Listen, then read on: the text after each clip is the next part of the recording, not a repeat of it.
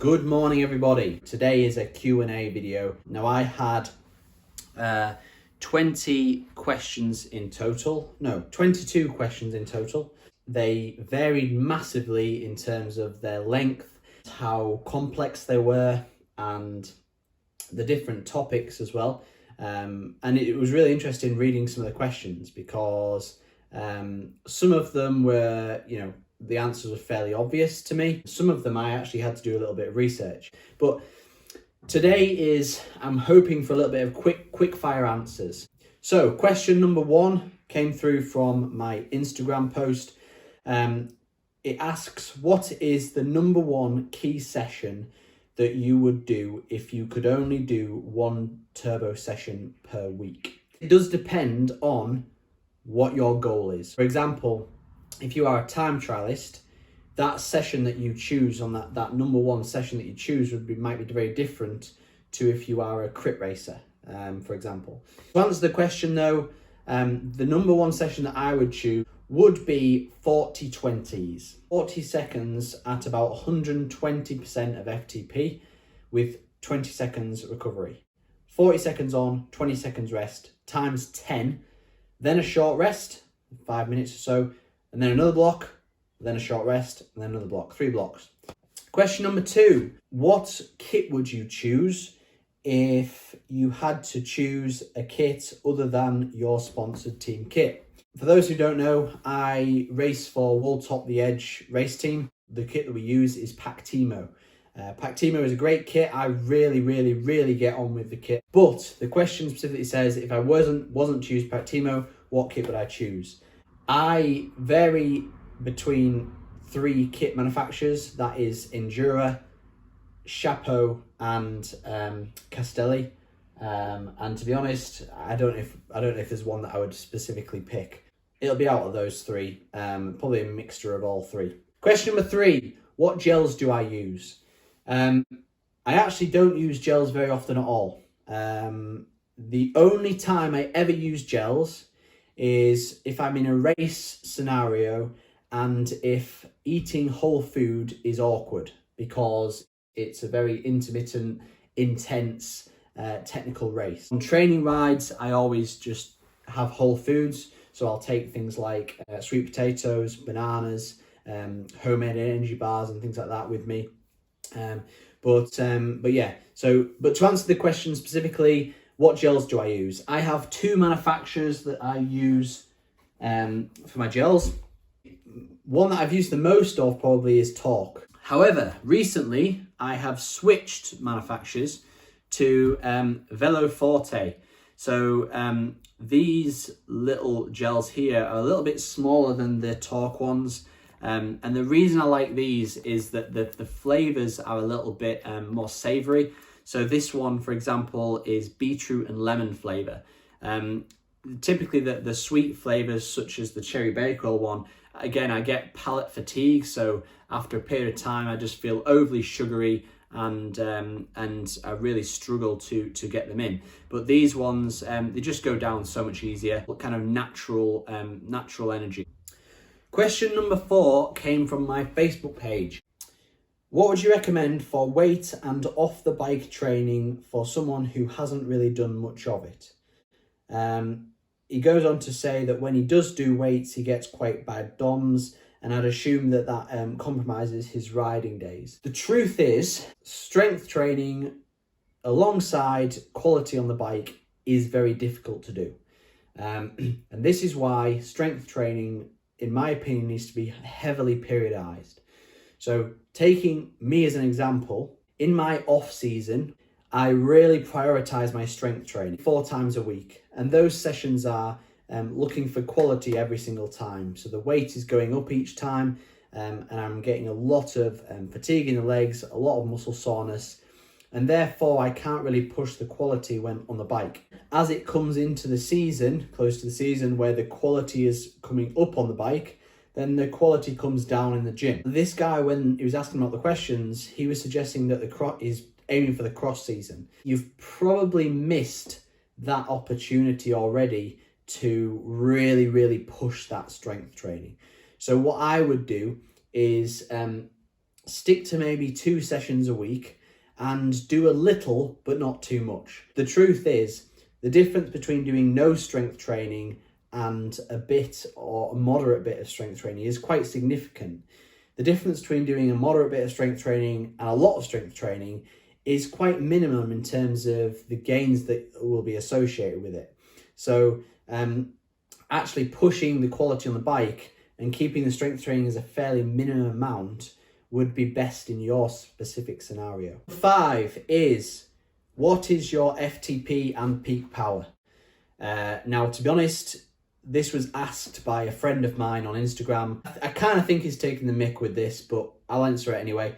My FTP is 330 watts-ish, and at 79 kilos today, that comes just under 4.2 watts per kilo. Peak power, the best ever legitimate peak power that I've ever seen in a sprint session, well, in fact, it was at the sprint of a race, was 1,680 watts. One thing I will add to that though, your fitness and your performance on the bike is not just derived by your FTP and your peak power. He has selected, and I think this is kind of why he's taking the piss, because I'm always saying this to him. They are 2 questions which get battered around the fitness cycling industry quite a lot, but actually they have quite insignificant relevance to performance on a bike. Question number 6. Can you give any guidelines as to when it would be best to cut a workout short in terms of not achieving target power, heart rate, etc.? A difficult one to answer, and I probably will email this guy individually to give a bit more of an informed decision, because he's one of my clients. If you are 1 or 2% below your target power, stick with it. Do what you can. Try and achieve the highest possible output. If you are more than 3%, then it's probably best to call it there, recover, and try again another day. There's a lot more to it than that. It's massively varied on other factors, such as fatigue going into it, what you've got the next day, what kind of session it is. Question number 7. It's a technical question on sprinting. What's the optimum gear and cadence to produce the most power over, say, 20 seconds? Most people, you need that initial torque and over-geared element to the sprint, because what you don't want to be doing over 20 seconds is shifting up, obviously. And what you don't want to be doing if you're looking for average power is getting to the end of that sprint and essentially running out of gears. You know, you're going too fast so that you can't produce any torque. Power is your cadence, so how fast your legs are spinning, times by the torque on the pedals. So the actual force pushing down on the pedals. And it's the combination of both of those which produces the biggest power. So generally, if I'm doing a 20-second effort, I will overgear myself a little bit, where the first 5 to 10 seconds of that, if anything, I'm slightly overgeared. So what I will do is I will roll up to maybe 10 to 15 miles an hour. Biggest sprocket on the front and maybe a 14 or so on the back. And then I will crank it up. So those first few pedal strokes are massively torque derived, strength derived. And then as you get on top of the gear, your cadence will pick up and you will peak at maybe 120, 130 RPM. If you're peaking way above that, then you're probably going to be losing a lot of that torque towards the end of the pedal stroke. Question number 8 is, what is Duke's training plan? For those who don't know him, this is my dog Duke. And the reason you're probably asking that is because he is a very, very fit dog. The person who was asking this question asked it on Instagram, and very likely has seen a lot of Duke's runs and adventures with me. Go on, get down. Go on your bed. On your bed. Downstairs. Downstairs. Go on. Every single day, Duke will have 3 walks. The morning walk will be fairly easy normally. Becky takes him for half an hour around the streets. The midday walk is fairly short, just so he can have a wee. And then the evening walk is either a 4 to 6 mile run with me or Becky, or it is what you would probably call intervals, where I'm throwing the ball on the wanger and he goes and does that maybe 50 times or so. Duke has done the full red route at Dalby with me once before on the mountain bike, so he did 21 miles. I wasn't going full gas, obviously, but he could keep up absolutely no problem at all. As long as I keep feeding him water, then yeah, he's got no problem at all. And he's a perfect trail dog. He's fit as a fiddle. Question number 9. What did you do your dissertation on? Nitrate supplementation for performance. Specifically, what is the optimum timing protocol to supplement on nitrates in the form of beetroot juice shot before cycling time trial performance? It was pretty clear in the research that nitrate supplementation is beneficial for performance, but I wanted to research exactly what the best time protocol was to supplement that nitrate to give you the biggest bang for your buck. Question number 10 is the last question that I'm going to be going over today, and it is, what supplements do you take?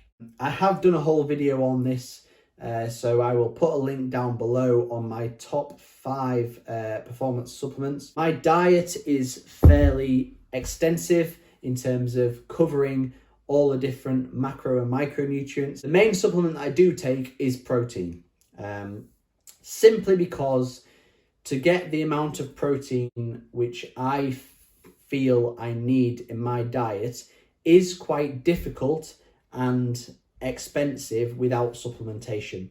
So I will typically have 2 supplemented protein servings a day. On top of protein supplementation, vitamin D supplements, more so in winter.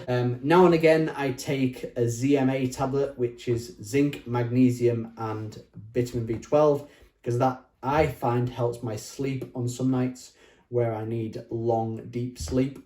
The other one that I take, actually, which I've completely forgot to mention, which is probably the one that I take every single day, is creatine. I'll have that at all points of the year because that really does help with performance in sprinting and muscle atrophy. But also there's been links to benefits of creatine outside of performance, such as mental health and blood sugar stability and things like that. So do your own research into creatine. It's great stuff, and I would recommend everybody having it unless you have any side effects. It's also very cheap as well. And that's it. Yeah, questions answered. As I said at the start of the video, those people who have asked some more lengthy questions which require more detailed answers, I will be messaging you or emailing you in the next few days / weeks with a more informed, well-spoken answer. I simply do not have enough time in the length of this video to give you the science that I want to push forward. Thank you for listening. If you enjoyed this video, please like and subscribe, and I will see you next time.